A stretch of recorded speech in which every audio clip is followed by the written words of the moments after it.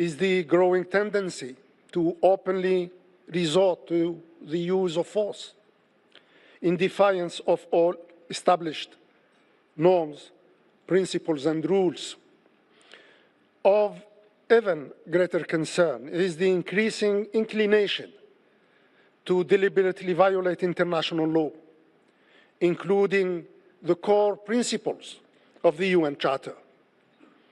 And of gravest concern is the progressive marginalization of the United Nations, the weakening of the whole UN system, and the near paralysis of the Security Council itself. In the face of these developments that are reshaping the global landscape, Algeria is committed to working alongside ASEAN in advocating for the values of peace, mutual respect, and genuine cooperation. Algeria is also committed to joining hands with ASEAN in promoting respect for international law, including the principles of the Treaty of Amity and Cooperation. And Algeria is finally committed to closely coordinating with ASEAN toward ensuring that diplomacy takes precedence over confrontation, that law triumphs over force, and that multilateralism prevails over unilateralism. This is the only way forward to achieve a peaceful and prosperous future for all mankind. I thank you all. Thank you very much, Excellency, for the speech. May I kindly invite Your Excellency to return to your seat.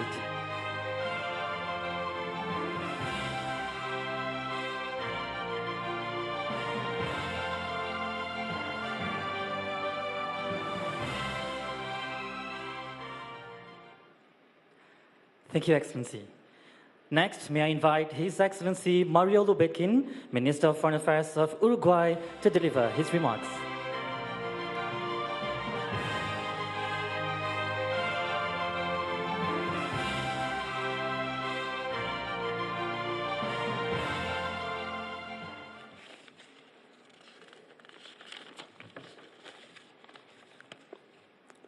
Good afternoon. Buenas tardes, what we say in Spanish. Minister of Foreign Affairs of Malaysia, Secretary General of ASEAN, my friend, Minister of Foreign Affairs of Algeria, that I think that both signatures at the same time show something new and a new trend in which we can say only thanks to our friend of ASEAN to understand the trend and ask us to be part of this new scenario in which, like my friend from Algeria said, we want to play, we need to play together more than before. Ministers, distinguished representatives of state parties, ladies and gentlemen, friends, for us, it's a great honor, and for me especially, that just came from the BRICS meeting without sleep, but I wanted to be here now to share with you this very important historically moment for my country. That I can be on behalf of the government of Uruguay to express our satisfaction and being received of this ASEAN summit to express Uruguay's accession to the Treaty of Amity and Cooperation in Southeast Asia, COLETAC, that's joining a long list of extra-regional countries that have done the same before. We are grateful for the approval by the ASEAN Foreign Minister meeting held last January for our application to accede to the TAC, which has been submitted in July 2024 by the previous government. This symbolizes Uruguay's state-level commitment to deepen its relation with ASEAN member states. In particular, I would like to express our appreciation to the Malaysian presidency for the cooperation in making this important act possible, and likewise to the ASEAN Secretariat. This accession is based on our deep conviction in the principles that inspire the treaty, such as mutual respect for sovereignty, territorial integrity, and the national identity for all nations, non-intervention in internal affairs, peaceful resolution of dispute, renunciation of the threat of or use of force, and effective cooperation among all of the countries. And if this issue was important before, now is more and more important, like we talked before. The world today faces complex and multifaceted challenges that require more than ever a renewed commitment by the international community to dialogue, mutual understanding, peaceful coexisting, and cooperation among nations. In this regard, the TAC indirectly constitutes a platform to achieve this goal not only in Southern Asia, but also for only of our region, and logically for Latin America and all over the world. Uruguay, a country firmly committed to multilateralism, peace, and the promotion of human rights, sees this accession as a valuable opportunity to deepen ties with ASEAN and each of its member states. Furthermore, we understand that as a pivotal step to broaden and diversity our political, economic, and cultural ties toward a future of cooperation and shared perspective with a dynamic, vibrant region undergoing constant growth and transformation. With this accession, Uruguay joins other Latin American countries, and we trust that this closer relationship will significantly contribute to building bridge between the two regions. Through joint effort, we can move toward a future market by greater integration, enriching intercultural dialogue, and sharing sustainable development efforts.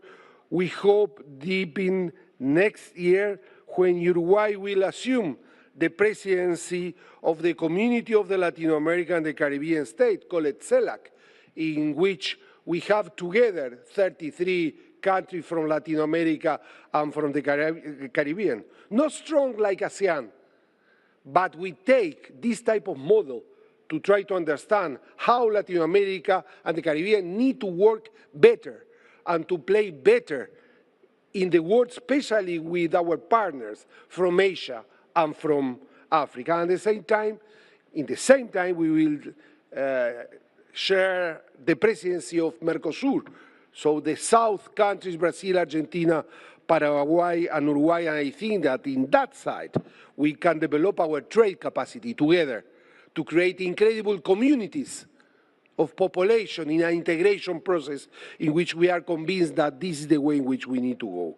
I want to reiterate Uruguay's gratitude to the ASEAN state parties for their valuable support of our objective to accede to this treaty, and once again highlight our country firm's commitment to the principles and objectives enshrined in the instrument to bring peace and development to our societies and the world. This is our responsibility. We can do. We are sure that we can do. Thank you very much. Thank you very much, Excellency, for the remarks. May I kindly invite Your Excellency to return to your seat.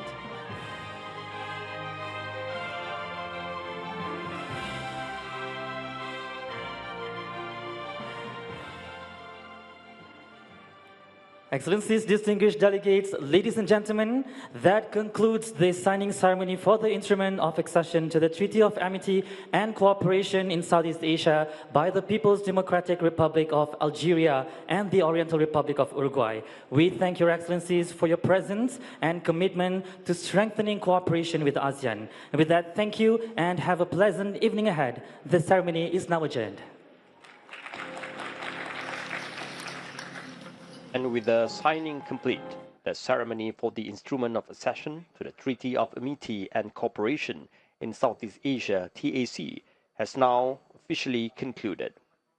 And today's ceremony marks a significant moment in ASEAN's continued outreach and engagement with the international community, with Algeria and Uruguay formally joining the TAC.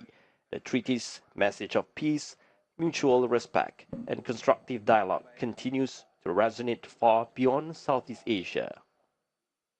At the heart of this championship lies a powerful commitment ensuring that no one is left behind, that this development is not just fast but fair, that prosperity is not just pursued but shared together, and that peace is not just preserved but deepened. Thank you for joining us here in Kuala Lumpur, Malaysia. Your presence has made this gathering truly memorable.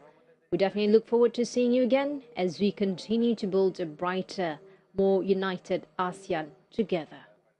And this act reaffirms ASEAN's role as a neutral, principled platform for regional and global cooperation, guided not by force, but by consensus and shared values.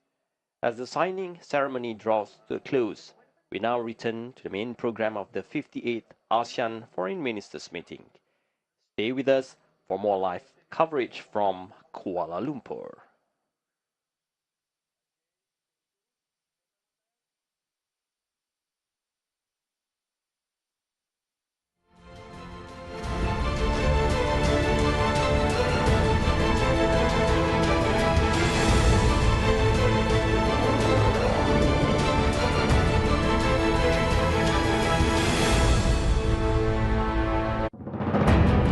Ten years ago, ASEAN Community Vision 2025 was conceived in Kuala Lumpur